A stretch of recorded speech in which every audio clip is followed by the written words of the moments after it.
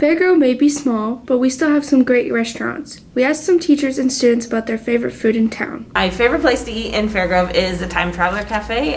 They have a Reuben sandwich and they have fried pickles, and those are my favorite things ever. My favorite place to get food is at Lucky Time, and what I usually get is pretty much anything that's not spicy and has shrimp in it. I have a couple different favorite places to eat in Fairgrove. So if I'm looking for Chinese, I like to go to Lucky Time, and if I'm looking for sushi, I love to go to LOL.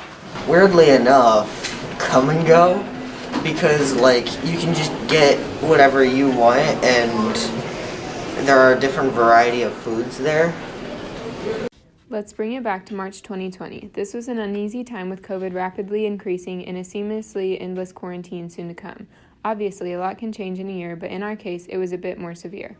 In the beginning stages of quarantine, people were desperately trying to keep from being bored. During quarantine this last year, I really was just kind of trying to work all the time I could and get as many hours as I could. I was out messing around with cows and trying to fish as much as I could.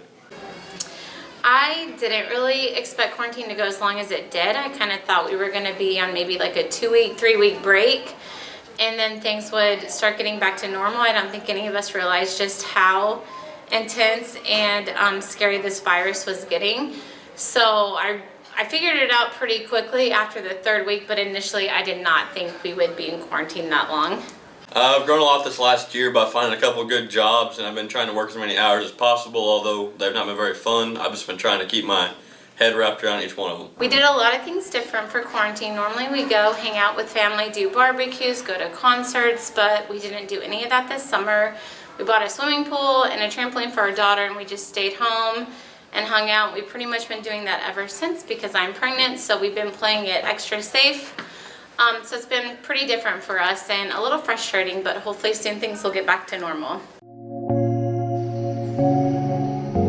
Fairgrove's homecoming and courtroom traditions have looked a little different this year. They have had the games and coronations like always, but no dances. Here's why. The reason we have not had any dances this year is because our administration in Stuco, we believe that it'd be a lot safer for our student body if we did not have that many large gatherings with everybody. To get students involved, we have had our spirit days, we've had many events here and there to just kind of have the same high school feeling, but without the dances. All right, hey, just to kind of let you know where we're at on prom at this point. So we're doing everything in our power to have prom. So the date for that will be May 8th. We've actually been able to find a venue around here in Fairgrove. We were a little bit concerned with it being so late, not being able to find a venue. So we have that secured. And so, you know, all the numbers as far as COVID related, all of those trending down, more and more people being vaccinated, we feel very confident that we are going to be able to have a prom. So actually on March 12th, we will be making a final decision on that. And so we'll be releasing that information to students and parents so that they can start buying dresses and getting prepared for prom. So right now everything looks really good, and we are extremely hopeful that we will be able to have a normal prom this year. The Fairgrove Yearbook class strives to create a yearbook that captures the year and is something that the students can look back on and be proud of for many years to come. I have been teaching yearbook for 19 years. I hope students take away the realization of how important it is to make a yearbook from yearbook class.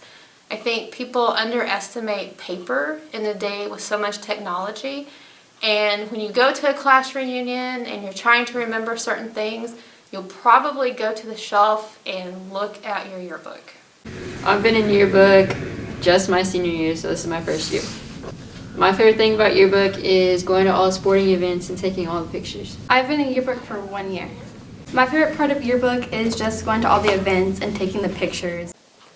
I think the most rewarding part of yearbook for me is the sense of community that we can create. We can have a lot of fun in the class, but we're also doing something I've always thought is incredibly important for the community beyond the school, the town, and all of our local community, of creating the history of our year and realizing how important that is. It's an honor to do that, and I think there's a lot of pride in doing that.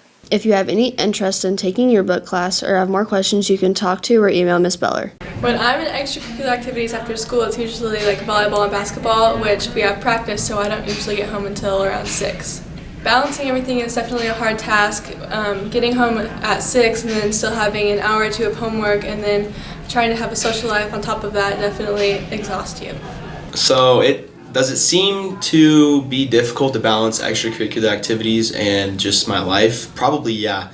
Sometimes it gets really busy, and I just try to find time to calm down, take a deep breath, and get everything done.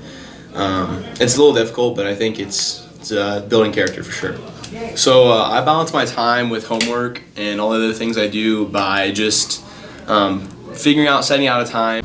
My afternoon with the extracurricular activities is just get out of school, right at school, go out, go to the baseball field, get ready to go, and have fun with the boys. And for basketball season, I did the same thing. Right after school, we went and we watched film, and then we got on the grind and started working.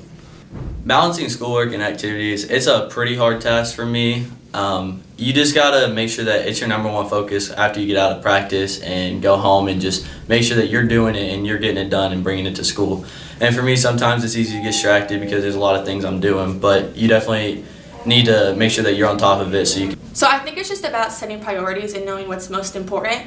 So if I know that I have a test, but I also have a late practice, I know that like when I'm on the way to practice, I should be studying for that test. So I think it's just about making time for what you know is most important. And for me, school does come first before sports.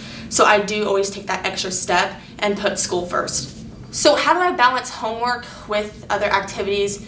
Is I always get my homework done first, because I know that if I just kind of relieve myself of that stress, then I can really focus in on my sport that I'm wanting to get better at. And so I think it's also, again, just getting your priorities straight and getting done at what is most important before moving on to like what comes second, which would be sports for me, because school is first.